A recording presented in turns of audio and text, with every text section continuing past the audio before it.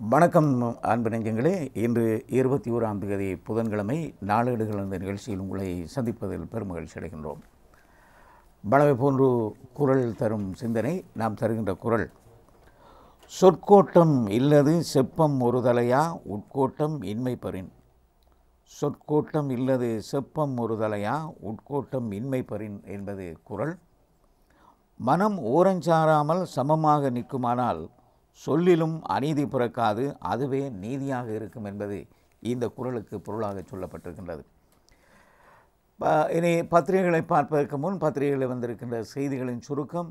இன்று அனைத்து பத்திரிகைகளிலுமே முக்கிய செய்தி அல்லது பிரதான தலைப்புச் செய்தியாக வெளிவந்திருக்கின்ற செய்தி, குறிப்பாக பார்த்தால் கட்சி தாவல்களும் கட்சி தலைமைகள் எடுக்கின்ற நடவடிக்கைகளும் இன்றைய பத்திரிகைகளிலே முக்கிய தலைப்புச் செய்தியாக வெளிவந்திருப்பதை பார்க்கக்கூடியதாக இருக்கின்றது. ஒரு கட்சி எடுத்த தீர்மானத்துக்கு எதிராக இன்னொரு கட்சியை தாவுவதும், அந்த கட்சி தலைமை அவர்களுக்கு எதிராக நடவடிக்கை எடுப்பதும், கைகலப்பில் ஈடுபட்டிருப்பதும் இன்றைய பத்திரிகைகளிலே நாம் முக்கிய செய்தியாக பார்க்கக்கூடியதாக இருக்கின்றது. இந்த கட்சி தாவல்கள் தொடர்பாக முஸ்லீம் காங்கிரஸ் எடுத்திருக்கின்ற அதிரடி நடவடிக்கை தமிழ் பத்திரிகைகள் சிலவற்றிலே அது பிரதான தலைப்புச் செய்தியாக வெளிவந்திருக்கின்றது. அது பத்திரிகைகளை பார்க்கின்ற போது விரிவாக பார்க்கக்கூடியதாக இருக்கும். இதைவிடவும் தபால் மூல வாக்களிப்பு தொடர்பாக நேற்று அறிவிக்கப்பட்டிருக்கின்றது. தேர்தல் ஆணைக்குழு நேற்று அறிவித்திருக்கின்ற தகவலின்படி தபால் மூல வாக்களிப்புக்கு தயார் நிலை இருக்கின்றது. தேர்தல் திணைக்களம் 7,12,321 வாக்காளர்கள் வாக்களிக்க தகுதி பெற்றிருக்கின்றார்கள் தபால் மூலம் வாக்களிப்பதற்கு. அது நேரம் இந்த தபால் மூலம் வாக்களிப்பதற்கு விண்ணப்பித்தவர்களிலே 24,286 பேருடைய விண்ணப்பங்கள் நிராகரிக்கப்பட்டுள்ளதாக தேர்தல் ஆணைக்குழு அறிவித்திருக்கின்ற செய்தியும் இன்றைய பத்திரிகைகளிலே முக்கிய செய்தியாக நாம் பார்க்கக்கூடியதாக இருக்கின்றது. இதைவிடவும் தேர்தல் ஆணைக்குழு வெளியிட்டிருக்கின்ற ஒரு வர்த்தமானி அறிவித்தல் தொடர்பான செய்தி எதிரும் புதிருமான அதன் சர்ச்சைகளை எழுப்புகின்ற ஒரு செய்தியாக நாம் பார்க்கக்கூடியதாக இருக்கின்றது. ஒரு வாக்காளருக்கு 109 ரூபாய் செலவழிக்க முடியும். ஒரு வேட்பாளர் ஒரு வாக்காளருக்கு 109 ரூபாவை செலவழிக்க முடியும் என்று தேர்தல் ஆணைக்குழு வர்த்தமானி அறிவித்தலை வெளியிட்டிருக்கின்றது. இதன்படி இந்த பிரச்சாரத்துக்காக செலவிடப்படும் தொகை மொத்தமாக 21 நாட்களுக்குள், அவர்கள் தேர்தல் முடிந்து 21 நாட்களுக்குள் ஒவ்வொரு கட்சியும் வேட்பாளர்களும் தேர்தல் ஆணைக்குழுவுக்கு தங்களுடைய செலவு விவரங்களை அறிவிக்க வேண்டும் என்று அறிவிக்கப்பட்டிருக்கின்றது. அது முக்கிய செய்தியாக நாம் பார்க்கக்கூடியதாக இருக்கின்றது. என்றாலும் இதனை எதிர்த்து அடிப்படை மனு உரிமை தாக்கல் ஒன்றை செய்வதற்கு விஜயதாச ராஜபக்ச முன்னாள் அமைச்சர், அதே நேரம் ஜனாதிபதி வேட்பாளராக இருக்கின்ற விஜயதாச ராஜபக்ச அடிப்படை உரிமை வழக்கொன்றை தாக்கல் செய்ய இருக்கின்றார் என்று சொல்லப்பட்டிருக்கின்றது. இந்த 109 ரூபாய் தொகையானது மிகவும் கடுமையான தொகை. கூடுதலாக கோடிக்கணக்கான பணங்களை வீணடிக்கின்ற செயல். ஆகவே இதற்கு எதிராக நடவடிக்கை எடுக்க வேண்டும் என்று முன்வைக்கப்பட்டிருக்கின்ற அவருடைய மனு இன்று தாக்கல் செய்யப்படும் என்று எதிர்பார்க்கப்படுவதாக பத்திரிகை ஒன்றிலே முக்கிய செய்தியாக நாம் பார்க்கக்கூடியதாக இருக்கின்றது. இதவிடவும் நாட்டினுடைய காலநிலை தொடர்பாக சகல பத்திரிகைகளிலுமே நாம் செய்தியை பார்க்கக்கூடியதாக இருக்கின்றது. கொழும்பு உட்பட மேல் மாகாணத்திலே தொடர்ச்சியாக மழை பெய்து வருகின்றது. தாழ்ந்த பகுதிகளிலே வெள்ளநிலை இருக்கின்றது. இந்த காலநிலை மாற்றம் ஏனைய பகுதிகளிலே குறிப்பாக மழை காலநிலை இருந்தாலும் கிழக்கு மாகாணம் ஊவா மாகாணங்களிலே ஆங்காங்கே இடியுடன் கூடிய மழை பெய்யும் என்று அறிவிக்கப்பட்டிருக்கின்றது. அதே நேரம் கொழும்பிலே தொடர்ச்சியாக 2 தினங்களாக தொடர்ச்சியாக மழை பெற்று வருகின்றது. மிகவும் குளிரான காலநிலையும் இருப்பதை நாம் பார்க்கக்கூடியதாக இருக்கின்றது. அது தொடர்பான செய்திகளை பத்திரிகைகளை பார்க்கின்ற போது விரிவாக பார்க்கக்கூடியதாக இருக்கும். குரங்கு அம்மை பரவுகின்ற அச்சுறுத்தல் உலகளாவிய ரீதியிலே 109 நாடுகளுக்கு அந்த அச்சுறுத்தல் இருந்த நிலையில் இலங்கையிலும் ஒருவர் அடையாளம் காணப்பட்டிருக்கின்றார் என்ற அதிர்ச்சி தகவலை சுகாதார அமைச்சு வெளியிட்டிருக்கின்றது. என்றாலும் இது மிகவும் எச்சரிக்கையாக இருக்க வேண்டிய ஒரு காலகட்டம் என்று சுகாதார அமைச்சு வெளியிட்டிருக்கின்றது. விமான நிலைய பகுதிகளிலே MRI ஸ்கேன்கள் பொருத்தப்பட்டு இதற்கான நடவடிக்கைகள் முன்னெடுக்கப்படுவதாக சுகாதார அமைச்சு அறிவித்திருக்கின்றது. நாம் பத்திரிகைகளை பார்க்கின்ற போது விரிவாக பார்க்கக்கூடியதாக இருக்கும். தினக்குரல் பத்திரிகையிலிருந்து ஆரம்பிக்கின்றோம். தினக்குரல் பத்திரிகையின் பிரதான தலைப்புச் செய்தி: கருப்பு பணத்தை பயன்படுத்த அனுமதிப்பதா, நீதியான தேர்தலுக்கு ஆணைக்குழுவே தடை, உயர்நீதிமன்றத்தில் வழக்கு தாக்கல் செய்யும் விஜயதாச ராஜபக்ச என்று நாம் ஆரம்பத்திலே பார்த்த தகவலோடு இங்கே தரப்பட்டிருக்கின்றது. விஜயதாச ராஜபக்ச முன்னாள் அமைச்சர், அதே நேரம் தேசிய ஜனநாயக முன்னணியின் சார்பிலே ஜனாதிபதி வேட்பாளராக களமிறங்கி இருக்கின்றார். அவர் தேர்தல் ஆணைக்குழு மீது ஒரு பாய்ச்சல் பாய்ஞ்சிருக்கின்றார் என்பதை நாம் பார்க்கக்கூடியதாக இருக்கின்றது. வேட்பாளர் ஒருவரால் வாக்காளர் ஒருவருக்காக 109 ரூபாய் அதிகபட்சமாக செலவிட முடியும் என தேர்தல் ஆணைக்குழு வெளியிட்டுள்ள அறிவித்தலுக்கு எதிராக உயர்நீதிமன்றத்தில் அடிப்படை உரிமை வழக்கு தாக்கல் செய்ய போவதாக அவர் அறிவித்திருக்கின்றார் என்பது இந்த செய்தியாக தரப்பட்டிருக்கின்றது. தேர்தல் ஆணைக்குழுவின் நடவடிக்கை குறிப்பாக கருப்பு பணத்தை பயன்படுத்துவதற்கு அனுமதிக்கின்ற ஒரு செயலாக இருக்கின்றது என்று இங்கே சொல்லப்பட்டிருக்கின்றது. இந்த வேட்பாளர்களுடைய செலவு தொகை இலங்கையிலே கூடுதலாக 109 ரூபாய் அவர்கள் ஒதுக்கியிருந்தாலும் 20 ரூபாய் மட்டுப்படுத்தப்பட்டிருந்தால் போதுமானது என்பது விஜயதாச ராஜபக்சவின் கருத்தாக இங்கே சொல்லப்பட்டிருக்கின்றது. தேர்தல் ஆணைக்குழுவிலே நடந்த வாத பிரதிவாதங்கள் கலந்துரையாடல்களிலே தன்னுடைய சார்பு கட்சியும் அதே நேரம் இன்னும் ஒரு கட்சியும் தங்களது கருத்தை தெரிவித்திருந்தார்கள். ஒரு வேட்பாளர் இன்னொரு வாக்காளருக்கு 20 ரூபாய் செலவழித்தால் போதும் என்று கூறப்படுகின்றது. இதில் 20 ரூபாய் என்பது குறிப்பாக வாக்காளர் செல்லுபடியான வாக்குகளினால் அது பெருக்கி பார்த்தால் இதனுடைய மொத்த தொகை ஒரு கருப்பு பணத்தை பயன்படுத்துவதற்கு அனுமதிக்கப்படுகின்ற நிலையாகவே இருக்கின்றது. ஆகவே இதனை தடை செய்ய வேண்டும் என்பது விஜயதாச ராஜபக்சவின் கோரிக்கையாக இருக்கின்றது. பிரத்யேகமான ஒரு செய்தியாக தினக்குரல் அதனை பிரதான தலைப்புச் செய்தியாக வெளியிட்டிருக்கின்றது. ஒரு வாக்காளருக்கு 109 ரூபாய், மொத்தமாக 186 கோடி ரூபாய் தேர்தல்கள் ஆணைக்குழு வர்த்தமானிய அறிவித்தலை வெளியிட்டிருக்கின்றது என்பது இன்னும் ஒரு செய்தியாக, அதாவது இதோட தொடர்புடைய செய்தியாக நாம் பார்க்கக்கூடியதாக இருக்கின்றது. எதிர்வரும் ஜனாதிபதி தேர்தலில் ஜனாதிபதி வேட்பாளர்கள் வாக்காளர் ஒருவருக்கு 109 ரூபாவை செலவு செய்ய முடியும் எனவும், இதன்படி பதிவு செய்யப்பட்ட மொத்த வாக்காளர்களுக்கான 186 கோடி ரூபாவை மாத்திரம் வேட்பாளர்கள் அல்லது கட்சி செலவு செய்ய முடியும் என தேர்தல்கள் ஆணைக்குழு வெளியிட்டுள்ள விசேட வர்த்தமானி அறிவித்தல் நேற்று முன்தினம் இரவு வெளியிடப்பட்டது. அந்த அறிவித்தல் தொடர்பான செய்தி தான் இங்கே தரப்பட்டிருப்பதை நாம் பார்க்கக்கூடியதாக இருக்கின்றது. 109 ரூபாய் என்பது கூடுதலான தொகை என்று கட்சிகளால் தெரிவிக்கப்பட்டிருந்தாலும் ஏற்கனவே 200 ரூபாய் அதே நேரம் 300 ரூபாவுக்கும் கட்சிகள் சிபாரிசுகள் செய்திருந்த நிலையில் 20 ரூபாய் தான் ஒரு வேட்பாளர் இன்னொரு வாக்காளருக்கு கொடுக்க வேண்டிய நிலை இருக்கின்றது. ஆகவே இது மிகவும் அதிகப்படியானது என்பதை குற்றச்சாட்டாக இருக்கின்றது. என்றாலும் இந்த தொகை வர்த்தமானி அறிவித்தலின்படி இந்த தொகை செலவுகள் எவ்வாறு இந்த பணம் பெறப்பட்ட என்பது தொடர்பான விவரங்கள் 21 நாட்களுக்கு பின்பு தேர்தல் முடிந்து 21 நாட்களுக்குள் அறிக்கையாக சமர்ப்பிக்க வேண்டும் என்று வேட்பாளர்களுக்கு அறிவுறுத்தல் விடுக்கப்பட்டிருக்கின்றது. இது இங்கே முக்கிய செய்தியாக இருக்கின்றது. தமிழ் பொது வேட்பாளர் தொடர்பான சர்ச்சைகள் தொடர்ந்து வருகின்ற நிலையிலே இங்கு மட்டக்களப்பு ஆயர் ஜோசப் பெர்னாண்டோ புன்னையா ஆண்டகை அவர் தெரிவித்திருக்கின்ற செய்தி அவருடைய படத்தோடு தரப்பட்டிருக்கின்றது. தமிழ் பொது வேட்பாளருக்கு மட்டக்களப்பு ஆயர் பூரண ஆதரவு, தமிழர்கள் ஒன்று திரண்டு வாக்களிக்கவும் கோரிக்கை என்பது அவருடைய செய்தியாக தரப்பட்டிருக்கின்றது. இலங்கையில் தமிழர்கள் பூர்வீக குடிகள், அவர்கள் ஒரு தேசிய இனம், அவர்களுக்கு இந்த நாட்டில் ஜனாதிபதி தேர்தலில் களமிறங்க உரிமை உண்டு. தமிழர்களின் பொது கட்டமைப்பு அரியநேந்திரனை தமிழ் தேசியத்தின் ஓர் அடையாளமாக தேர்ந்தெடுத்திருக்கின்றது. ஆதலால் தமிழ் தேசியத்தினர் அவரை முழுமையாக ஆதரிக்க வேண்டும், இதனை உருக்கமாக முன்வைக்கின்றனர் என மட்டக்களப்பு மறைமாவட்ட ஆயர் வணக்கத்துக்குரிய ஜோசப் பொன்னையா ஆண்டகை தெரிவித்திருக்கின்றார் என்பது இங்கே முக்கிய செய்தியாக தினக்குரலிலே பார்க்கக்கூடியதாக இருக்கின்றது. அருகிலே ஒரு செய்தி, உயிர்த்த ஞாயிறு நாம் வந்தால் நிச்சயம் தீர்வு என்று அனுரகுமார திசாநாயக்க தெரிவித்திருக்கின்றார்.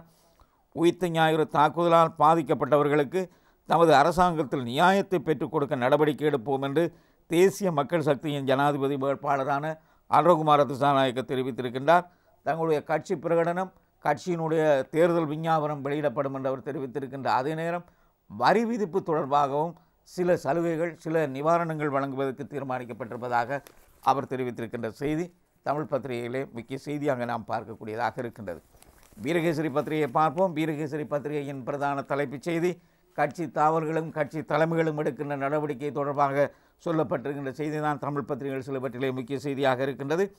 முஸ்லீம் காங்கிரஸ் பதவிகளிலிருந்து ஹரிஸ் அதிரடி நீக்கம், சஜித்துக்கு ஆதரவாக செயல்படவில்லை என குற்றச்சாட்டு, கடிதம் அனுப்பப்பட்டுள்ளதாக செயலாளர் நிசாம் காரியப்பர் அறிவித்திருக்கின்றார் என்பது இங்கே பிரதான தலைப்புச் செய்தி. ஸ்ரீலங்கா முஸ்லீம் காங்கிரஸிலிருந்து உயர்பீட உறுப்புரிமை மற்றும் பிரதி தலைவர் ஆகிய பதவிகளில் இருந்து பாராளுமன்ற உறுப்பினர் HMM ஹரிஸ் நீக்கப்பட்டுள்ளார் என்று இங்கே அறிவிக்கப்பட்டிருக்கின்றது. அவரை குறித்த பதவிகளிலிருந்து நீக்குவதற்கான கடிதம் உத்தியோகபூர்வமாக அனுப்பி வைக்கப்பட்டுள்ளதாக அதனுடைய செயலாளர் சட்டத்தரன் நிசாம் காரியப்பரை ஆதாரம் காட்டி இந்த செய்தி தரப்பட்டிருக்கின்றது. நேற்று மாலை இவர்கள் அறிக்கை ஒன்றை விடுத்தார்கள். முஸ்லீம் காங்கிரஸ் சார்பில் வெளியிடப்பட்ட அறிக்கை, இவர் உடனடியாக இதற்கு விளக்கம் தர வேண்டும். சஜித் கட்சியின் தலைமை எடுத்த முடிவுக்கு மாறாக ஹரிஸ் நடந்து கொள்கின்றார். ஆகவே சஜித் பிரேமதாசவை ஆதரிப்பதற்கு கட்சி தலைமை எடுத்த முடிவு, அந்த முடிவுக்கு எதிரான செயல்பாடுகளில் இவர் ஈடுபடுகின்றார் என்று இங்கே சொல்லப்பட்டிருந்தாலும் அவர் ஹரிஸ் கூறுகின்றார், நான் யாருக்கும் சார்பாகவும் வேலை செய்யவில்லை, எதிராகவும் வேலை செய்யவில்லை என்று அவர் கருத்தை தெரிவித்திருக்கின்ற செய்தி இன்னொரு தமிழ் பத்திரிகையிலே நாம் பார்க்கக்கூடியதாக இருக்கின்றது. அரசியல் கட்சிகளுடன் அமைப்புகளுடன் சஜித் ஒப்பந்தம் என்ற ஒரு செய்தி தரப்பட்டிருக்கின்றது. எதிர்க்கட்சித் தலைவர் சஜித் பிரேமதாசவுக்கும் அரசியல் கட்சிகள் மற்றும் சிவில் அமைப்புகள் சிலவற்றுக்கும் இடையில் புரிந்துணர்வு ஒப்பந்தம் ஒன்று கைச்சாத்திடப்பட்டிருக்கின்றது. ஐக்கிய மக்கள் கூட்டணியின் பங்காளி கட்சிகள் உள்ளிட்ட அந்த கட்சிகளின் பங்கேற்புடன் நேற்று கொழும்பிலே நடந்த நிகழ்வொன்றிலே இந்த ஒப்பந்தம் கைச்சாத்திடப்பட்டிருக்கின்றது என்பது முக்கிய செய்தியாக தரப்பட்டிருக்கின்றது. தபால் மூல வாக்களிப்பு தொடர்பாக நாம் ஆரம்பத்திலே பார்த்த தகவல் 7,12,321 பேர் தபால் மூலம் வாக்களிப்பு தகுதி என்று இங்கே சிறிய செய்தியாக தரப்பட்டிருக்கின்றது. 24,286 விண்ணப்பங்கள் நிராகரிக்கப்பட்டிருக்கின்றன. இந்த நிலையிலே தபால் மூல வாக்களிப்பு உரிய நேரத்திலே நடைபெறும் என்று தேர்தல் ஆணைக்குழு அறிவித்திருக்கின்றது. மட்டுப்படுத்தப்பட்டது கப்பல் சேவை என்ற ஒரு செய்தி தரப்பட்டிருக்கின்றது. நாகப்பட்டினத்துக்கும் காங்கேசந்துறைக்கும் இடையிலான பயணிகள் கப்பல் சேவை வாரத்தில் 3 நாட்களுக்கு மட்டுப்படுத்தப்பட்டுள்ளதாக சிவகங்கை கப்பல் நிறுவனத்தின் பணிப்பாளர் நிரஞ்சன் என்பவரை ஆதாரம் காட்டி இந்த செய்தி பிரசுரிக்கப்பட்டிருக்கின்றது.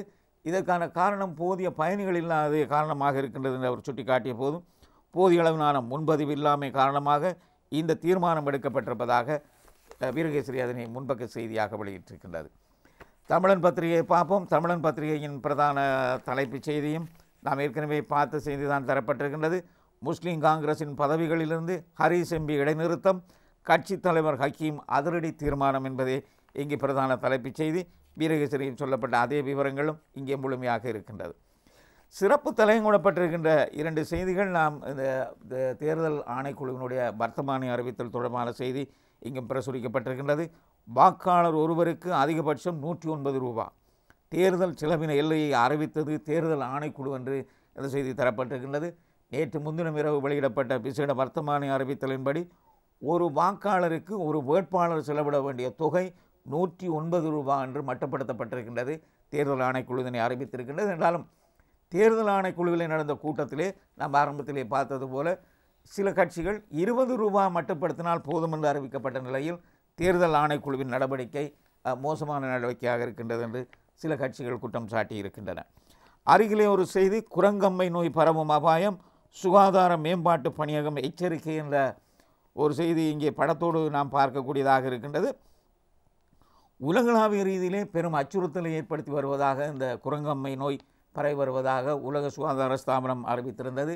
இதன்படி 109 நாடுகளிலே இதற்கான அச்சுறுத்தல் பரவி வருவதாக சொல்லப்பட்டிருக்கின்றது. மரணங்களும் சம்பவித்திருப்பதாக உலக சுகாதாரம் அறிவித்திருக்கின்ற நிலையிலே இலங்கையில் முதல் நோயாளி ஒருவர் அடையாளம் காணப்பட்டிருக்கின்றார் என்று குரங்கம்மை நோய் தொடர்பாக சுகாதார மேம்பாட்டு பணியகம் எச்சரிக்கை விடுத்திருக்கின்றது என்பதே முக்கிய செய்தியாக இருக்கின்றது. என்றாலும் இலங்கை இதனை தடுப்பதற்கான கூடுதலான நடவடிக்கைகளை எடுத்திருப்பதாக இந்த செய்தியிலே சொல்லப்பட்டிருக்கின்றது. சுகாதார மேம்பாட்டு பணியகத்தின் கருத்தின்படி விமான நிலையம் உட்பட நாட்டின் கேந்திர முக்கியத்துவமான மற்றும் வெளிநாட்டு பயணிகள் வருகின்ற நிலையங்களிலே எம்ஆர்ஐ ஸ்கேனிங், அதே நேரம் சுகாதார தடுப்பு நடவடிக்கைகள், மருந்து வகைகள் இருப்பதாக ஏற்பாடு செய்யப்பட்டிருப்பதாக சொல்லப்பட்டிருக்கின்றது. இந்த நோயினுடைய அறிகுறி குறிப்பாக காய்ச்சல், காது விளிம்புகளிலே தடிப்பாகின்ற நிலை, கைகளிலே தடிப்பு ஏற்படுகின்ற நிலை இந்த படத்திலே நீங்கள் பார்க்கக்கூடியதாக இருக்கின்றது. தடிப்பு ஏற்படுகின்ற நிலை இருக்கின்றது. நோய் ஊடுருவி வைரஸ் கிருமியாக இருக்கின்றது. இந்த வைரஸ் கிருமி உடலுக்குள் ஊடுருவி 5 தொடக்கம் 21 நாட்களிலே பாதிப்பை ஏற்படுத்தக்கூடிய விளைவுகளை உருவாக்கும் என்று சொல்லப்பட்டிருந்தது. கொரோனா போன்ற ஒரு பாதிப்பை ஏற்படுத்தாத பரவலாக இருந்தாலும் பாரிய அச்சுறுத்தல் இது இலங்கைக்கு மாத்திரமல்ல உலகத்துக்கே அச்சுறுத்தல் இருக்கின்ற ஒரு நோயாக குரங்கம்மை உருவாகி இருக்கின்றது என்பதே உலக சுகாதார ஸ்தாபனத்தின் எச்சரிக்கை. என்றாலும் இலங்கை தடுப்பு நடவடிக்கை மும்முரமாக இருக்கின்றது என்பதை முக்கிய செய்தியாக நாம் பார்க்கக்கூடியதாக இருக்கின்றது. ஜேவிபியினருக்கு அமெரிக்காவின் நிதி கமன் பிளவுக்கு வந்தது சந்தேகம் என்று கமன் பிளவின் படத்தோடு ஒரு செய்தியை நாம் பார்க்கக்கூடியதாக இருக்கின்றது.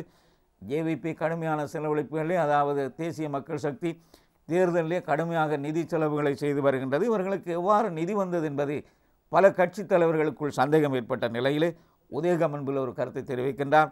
ஜேவிபியினருக்கு அமெரிக்காவின் நிதி கிடைக்கிறதாக அவர் சுட்டிக்காட்டி இருக்கின்றார் என்பது இங்கே முக்கிய செய்தியாக தரப்பட்டிருக்கின்றது. கீழ்ப்பகுதியிலே கட்டம் கட்டப்பட்ட ஒரு செய்தி, செப்டம்பர் முதல் வாரத்தில் வாக்காளர் அட்டை விநியோகம் இடம்பெறும் என்ற ஒரு கட்டம் கட்டப்பட்ட செய்தி.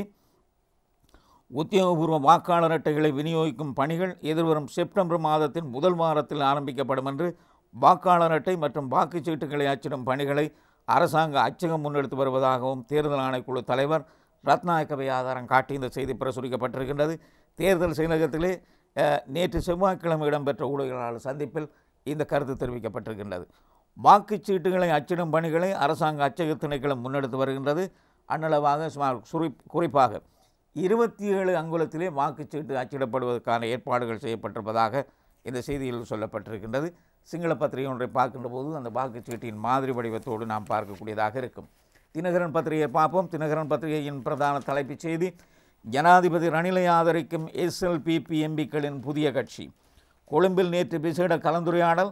அடுத்து வரும் தேர்தல்களில் கட்சியின் கீழ் வேட்பாளர்களை களமிறக்கவும் தீர்மானம் என்பது இங்கே பிரதான தலைப்புச் செய்தி. ஜனாதிபதி தேர்தலில் ஜனாதிபதி ரணில் விக்ரமசிங்கவை ஆதரிக்கும் ஸ்ரீலங்கா பொதுஜன பெரமுனவை பிரதிநிதித்துவப்படுத்தும் பாராளுமன்ற உறுப்பினர்களுக்கான புதிய அரசியல் கட்சி ஒன்றை உருவாக்குவது தொடர்பான விசேட கலந்துரையாடல் கொழும்பிலே நேற்று நடைபெற்றிருக்கின்றது. பிரதமர் தினேஷ் குணவர்த்தன தலைமையிலே இந்த கலந்துரையாடல் நடைபெற்றிருந்தாலும் இந்த புதிய கட்சியினுடைய தலைவராக தினேஷ் குணவர்த்தன வைப்பதற்கான ஏற்பாடுகள் செய்யப்பட்டிருப்பதாக இங்கே சொல்லப்பட்டிருக்கின்றது. அதனுடைய செயலராக சுகாதார அமைச்சர் இருப்பார் என்ற தகவலும் இந்த செய்தியிலே சொல்லப்பட்டிருக்கின்றது. என்றாலும் உத்தியோகபூர்வ அறிவிப்பு இன்று அல்லது நாளை வெளியாகும் என்பதே தினகரன் உட்பட ஏனைய பத்திரிகைகளில் இந்த செய்தியை நாம் பார்க்கக்கூடியதாக இருக்கின்றது. பிரதான படம் ஏனைய பத்திரிகைகளிலும் இது முக்கிய படமாக பிரசுரப்பட்டிருக்கின்றது. எசல பிரகரவின் நிறைவு ஜனாதிபதிக்கு அறிவிக்கப்படுகின்ற செய்தி தான் இங்கே படமாக தரப்பட்டிருக்கின்றது. புராதன சடங்குகளை மதித்து வரலாற்று சிறப்புமிக்க ஸ்ரீ தலதா மாளிகை மற்றும் 4 விகாரைகளின் வருடாந்த எசல மகா பிரகரவின் மிகச் சிறப்பாக நிறைவு செய்யப்பட்டு விட்டதாக அறிவிக்கும் தூது பத்திரத்தை தியவதன நிலைமை நேற்று ஜனாதிபதியிடம் கையளித்த போது பிடிக்கப்பட்ட படம் இங்கே பிரதான படமாக பிரசுரிக்கப்பட்டிருக்கின்றது. நாமல் ராஜபக்சவின் முதலாவது பேரணி இன்று அனுராதபுரத்தில் ஆரம்பமாகின்றது என்ற ஒரு செய்தி. பொதுஜன பெரமுன கட்சியின் ஜனாதிபதி வேட்பாளர் நாமல் ராஜபக்சவின் முதலாவது மக்கள் பேரணி கூட்டம் இன்று அனுராதபுரத்திலே நடைபெற இருக்கின்றது. அனுராதபுரத்தில் கட்டபகன பிரதேசத்திலே இன்று பிற்பகல் 2 மணிக்கு இந்த மக்கள் பேரணி ஆரம்பமாகும் என்று அறிவிக்கப்பட்டிருக்கின்றது. கட்டங்கட்டப்பட்ட ஒரு செய்தி படத்தோடு பிரசுரிக்கப்பட்டிருக்கின்றது. கரவலப்பிட்டிய உடன்படிக்கை காய்ச்சாத்து என்ற ஒரு செய்தி தரப்பட்டிருக்கின்றது. இந்திய நிறுவனங்களோடு காய்ச்சாத்திடப்பட்ட ஒரு நிகழ்வு நேற்று ஜனாதிபதி தலைமையிலே நடந்த நிகழ்வாக இருக்கின்றது. இதில் அதிகாரிகள் ஒப்பந்தங்களை பரிமாறுகின்ற காட்சி தான் இங்கே தரப்பட்டிருக்கின்றது. கரவலப்பிட்டிய ஜுகதனவி சொப்பதனவி ஒருங்கிணைந்த சுழற்சி மின் உற்பத்தி நிலையத்துக்கு திரவ இயற்க வாயுவை லிக்விஃபைட் நேச்சுரல் கேஸ் LNG என்று சொல்லப்படுகின்ற இந்த திரவ வாயுவை கையளிக்கின்ற நிகழ்வு தான் இங்கே நடத்தப்பட்டது. இது தொடர்பான ஒப்பந்தமும் பரிமாறப்பட்ட போது பிடிக்கப்பட்ட படம் இங்கே முக்கிய செய்தியாக தரப்பட்டிருக்கின்றது. அமெரிக்க இராஜாங்க பதிலுதவி செயலர் ஜெனிஃபர் இலங்கை வருகை என்று அவருடைய படத்தோடு ஒரு செய்தி. சமுத்திரம் சர்வதேச சூழல் விவகாரங்களுக்கான அமெரிக்க இராஜாங்க பதிலுதவி செயலாளர் ஜெனிஃபர் லிட்டில் ஜான் இலங்கைக்கு விஜயம் செய்திருக்கின்றார். அமெரிக்க தூதுவரோடு அவர் எடுத்துக்கொண்ட படம் முக்கிய செய்தியாக தரப்பட்டிருக்கின்றது. இந்தியாவின் ஜம்மு காஷ்மீரில் 4.9 ரிக்டர் அளவில் நிலநடுக்கம் ஏற்பட்டிருக்கின்றது. அச்சத்தில் மக்கள் வீதிகளிலே தஞ்சமடைந்தார்கள் என்று சொல்லப்பட்டிருந்தாலும் இது நிலைமை ஓரளவு சுமூகமாக இருப்பதாக சொல்லப்பட்டிருக்கின்றது. இந்தியாவின் ஜம்மு காஷ்மீர் மாநிலத்திலே பாரமுல்லாவின் நிலநடுக்கம் ஏற்பட்டதாக உத்தியோகபூர்வ அறிவிப்பாக சொல்லப்பட்டிருக்கின்றது. 4.9 ரிக்டர் அளவு. இதே நேரம் நாளறிந்த கலைஞர் பிரபலமான கலைஞர் ராஜசேகரன் காலமானார் என்ற செய்தி தினகரனிலே முன்பக்கத்திலே பிரசுரிக்கப்பட்டிருக்கின்றது. தமிழ் கலைஞர், கலாச்சார கட்டமைப்பு நிறுவனர்களில் ஒருவரும், நாடறிந்த தமிழ் கலைஞரும், வெள்ளி நிலா கலாலயத்தின் ஸ்தாபகரும், தமிழ் விவாக பதிவாளருமான லயனார் ராஜசேகரன் நேற்று தனது 65வது வயதிலே காலமாகியிருக்கின்றார். மாளிகாவத்தை பிரதேசத்திலே அவர் வசித்து வந்த நிலையிலே சிறிது காலம் நோய்வாய்ப்பட்ட நிலையில் உயிரிழந்திருக்கின்றார் என்று சொல்லப்பட்டிருக்கின்றது. இலங்கையிலே ஒளியாகிய திரைப்படங்கள் பலவற்றிலும் இவரும் இவருடைய துணைவியார் ஹெலன்குமாரியும் நடித்திருக்கின்றார்கள். கலை தம்பதிகளாக அவர்கள் இருக்கின்ற நிலையிலே இவர் பல மேலை நாடகங்களையும் நடத்தி பிரபலமானவர் என்று இங்கே சொல்லப்பட்டிருக்கின்றது.